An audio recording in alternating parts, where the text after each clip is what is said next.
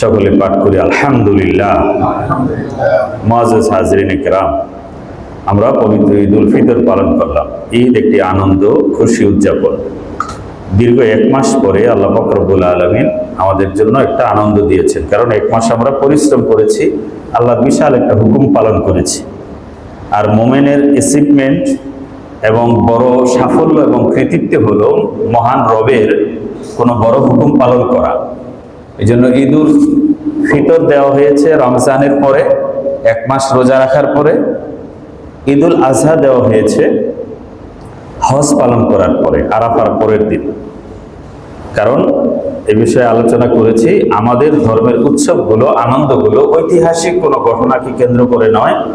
আমাদের আনন্দ উৎসবগুলো মুমিনের বিশেষ একটা আমল বা পরিশ্রম সম্পূর্ণ করার পরে। কারণ বাপদাদা কি করেছে, এই কৃতিত্ব দিয়ে চলে না। একজনের নেক আরেকজনকে দেওয়া হবে না, একজনের বোঝাও পাপও আরেকজন নিবে না। আমি কি করলাম সেটা হলো বড় কথা। প্রত্যেকেই তার অর্জনের পরে, পরিশ্রমের পরে একটা বিশ্রাম ফারাহাত চায়। সেই বিশ্রাম ফারাহাত আল্লাহ পাক আমাদেরকে দিয়েছেন। হাদিস শরীফে খুব স্পষ্টভাবে আছে, লিতাআলামা ইয়াহুদু আন্না ফি দীনিনা ফুসহা। মসজিদে নববীর পাশে ঈদের দিনে খেলাধুলা হচ্ছিল। হাফসি লোকেরা কুস্তি, তীর আন্দাজি খেলতেছিলেন। হুজুর সাল্লাল্লাহু আলাইহি ওয়াসাল্লাম জানালা দিয়ে ফাঁক দিয়ে দেখতেছিলেন। আম্মা জান আয়েশা রাদিয়াল্লাহু তাআলা আনহা তিনি আগ্রহ প্রকাশ করলেন। হুজুর সাল্লাম বললেন, তুমি কি দেখতে চাও? বলো যে জি রাসূলুল্লাহ, দেখতে চাই। আম্মা জান আয়েশা বলেন যে আমি হুজুর সাল্লাল্লাহু আলাইহি ওয়াসাল্লামের পিছনে আড়াল হয়ে হুজুর সাল্লাল্লাহু আলাইহি ওয়াসাল্লামের এই কাঁধের সাইডে কাঁধ রেখে নিজেকে আড়াল করে দেখতেছিলাম যে আমার গাল হুজুর সাল্লামের গালের সাথে লাগানো ছিল, এইভাবে আমি দেখতেছিলাম।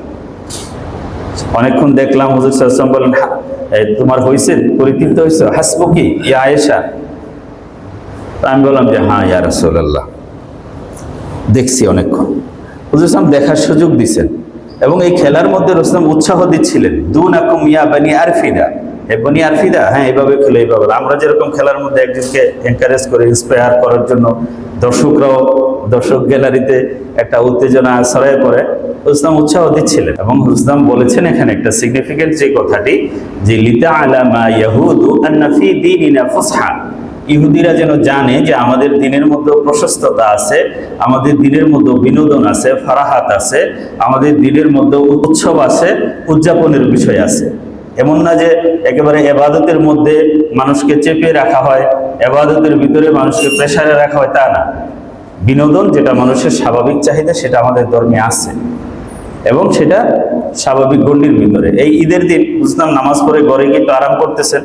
আবু বকর রাদিয়াল্লাহু তাআলা একটু পরে গেছেন, যে দেখেন দুইটা বাচ্চা মেয়ে দফ বাজিয়ে বোয়াস যুদ্ধের সময় যে গান কবিতা গাইতে, ওগুলো গাইতেছে। আবু বকর রাদিয়াল্লাহু একটু ধমক দিলেন, মিজমারুশ শাইতান ফি বাইতি রাসূলিল্লাহ, এর মধ্যে রাসূল সাল্লাল্লাহু আলাইহি ওয়াসাল্লামের ঘরে শয়তানের বাদ্য এইগুলো করতেছো, এটা মনে হয় ঠিক না। প্রথম কথা, দা হুমাইয়া আবু বকর, আবু বকর ছাড়ো, এটা ছোট বাচ্চা মানুষ।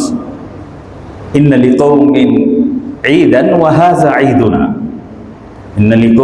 ইন্না লিকুল্লি কওমিন ঈদান ওয়া হাযা ঈদুনা।